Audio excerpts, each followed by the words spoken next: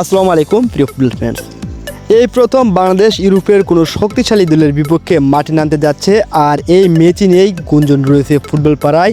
সেখানে বাংলাদেশের মিডফিল্ডের প্রাণ হামজা চৌধুরী এবং সমিত সোম এবং বাংলাদেশের নতুন কোচ থমাস ডলি, তারা এই ম্যাচের সম্বন্ধে কতটা আশাবাদী, কী বলেছেন সোশ্যাল মিডিয়ায়, এই বিষয়টি আপনাদের সাথে তুলে ধরার চেষ্টা করব।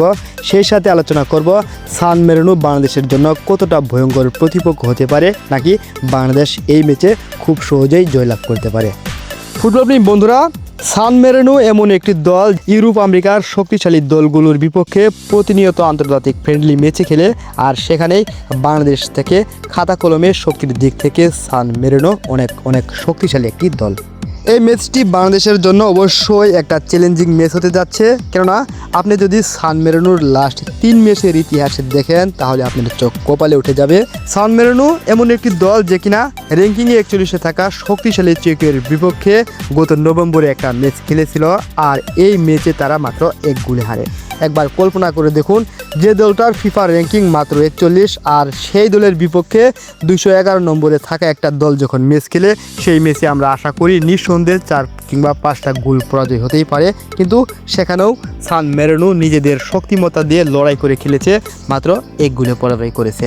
সান মেরিনো এবং চেকিওর যে একটা র্যাঙ্কিং গ্যাপ রয়েছে সেটা 170, আর 170 ধাপ এগিয়ে থাকা একটা দলের বিপক্ষে যেখানে 1-0 গোলে পরাজয় বরণ করে, সেখানে বাংলাদেশের জয় পাওয়াটা অবশ্যই কঠিন হবে। এছাড়াও ফায়ার আয়ারল্যান্ড তাদের সাথে একটা ম্যাচ খেলেছিল। ফায়ার আয়ারল্যান্ডের র্যাঙ্কিং হলো 123। অন্যদিকে এই ম্যাচে সান মেরিনো তাদের প্রথম গোলটা করে, অর্থাৎ প্রথমেই সান মেরিনো গোল করে দলেরকে লিড এনে দেয়, আর এই ম্যাচের ফলাফল ছিল 2-1 গোলের। এখানেও র্যাঙ্কিং গ্যাপ প্রায় 100, অর্থাৎ 90 ধাপ এগিয়ে থাকা দলের বিপক্ষে 2-1 গোলের লড়াই করে সান মেরিনো ম্যাচটি হেরেছে। এছাড়াও আরেকটা দল রয়েছে এন্ডোরা, যাদের র্যাঙ্কিং 173। এই দলের সাথেও তারা গোল-শূন্য ড্র করেছে, অর্থাৎ এই 3টা ম্যাচের ফলাফল দেখে আপনার মনেই হতে পারে যে সান মেরিনো যদিও খাতা কলমে বা র্যাঙ্কিংয়ের দিক থেকে পিছিয়ে থাকা একটু দল, তারপরেও মানতে হবে সান মেরিনো অনেক শক্তিশালী দলগুলোর সাথে লড়াই করতে জানে, তারা তাদের সাথে ফুটবল খেলতে অভ্যস্ত। অবশ্যই বাংলাদেশের জন্য এই দিক থেকে এই ম্যাচটা অনেক চ্যালেঞ্জিং হতে যাচ্ছে। এছাড়াও আরও কারণ রয়েছে এই ম্যাচটি চ্যালেঞ্জিং হওয়ার জন্য। এর পিছনের প্রথম হলো নিকোলা নানি, তাকে ঘিরে দলটি সাজায়, যে কিনা সান মেরিনো দলের মিডফিল্ডের প্রাণ। তাকে ঘিরেই ম্যাচে প্ল্যান করা হয়, তিনি খেলার টেম্পো নিয়ন্ত্রণ করে রাখেন, আর এই প্লেয়ার যে কিনা দলে থাকা মানে বাংলাদেশের জন্য ভয়ঙ্কর একটা বিপদ হতে পারে। এছাড়াও রয়েছে নিকো সেলোলি, এমন একজন প্লেয়ার যে কিনা কাউন্টার অ্যাটাকে দুর্দান্ত ভয়ঙ্কর হতে পারে বাংলাদেশের জন্য, অর্থাৎ বাংলাদেশ যদি কোনো একটি ভুল করে কাউন্টার অ্যাটাকে এই নিকো সেলেসি গোল করতে একটু দ্বিধাবোধ করবে না, আর এদিক থেকে বাংলাদেশ শঙ্কায় থাকবে। তাছাড়াও রয়েছে নিকোলাস জিও সাবেত্তি, গোল মেশিন। এই গোল মেশিন যদি ডিবক্সে কিংবা মিডফিল্ডের আশেপাশে একটি বলও পায়, তাহলে নিঃসন্দেহে বাংলাদেশের জাল রক্ষা করা কঠিন হবে আমাদের জামাল ভুঁইয়া হামজা সমিতের জন্য।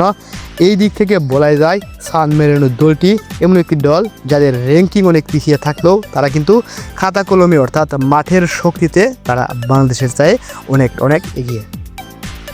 ফুটবল বন্ধুরা, সান মেরিনো হয়তো তারা অ্যাটাকিং ফুটবল খেলে না, তারা সবসময় ম্যাচের টেম্পো নিয়ন্ত্রণ করে বল খেলে না, তারা প্রতিপক্ষকে অনেক সুযোগ দিবে, তাদের পায়ে বল রাখার একটা চান্স ক্রিয়েট করবে।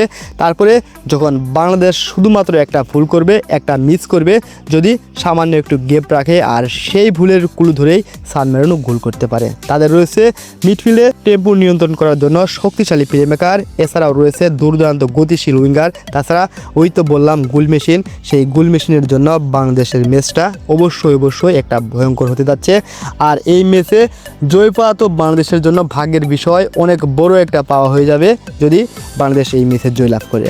আর যদি বাংলাদেশ কম ব্যবধানে হেরেও যায়, তার জন্য বাংলাদেশের জন্য সবচেয়ে গুরুত্বপূর্ণ এবং কুশল একটা মুভমেন্ট হবে।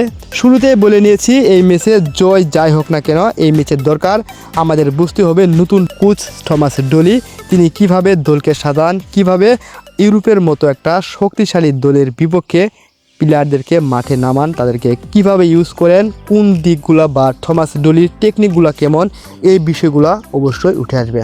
আর অবশ্যই বাংলাদেশের জন্য এই ম্যাচটা কঠিন হতে যাচ্ছে, তবে তারপরেও যেহেতু বাংলাদেশে সামির সোম রয়েছে, হামজা চৌধুরী রয়েছেন, এছাড়াও তরুণ তারকা মুরসালিন রয়েছেন, আমরা আশা করি ফাহমিদুল, মুরসালিন এবং আমাদের তারেক গাজীরা মিলে ভালো কিছু করবে। ধন্যবাদ সবাইকে, আসসালামু আলাইকুম।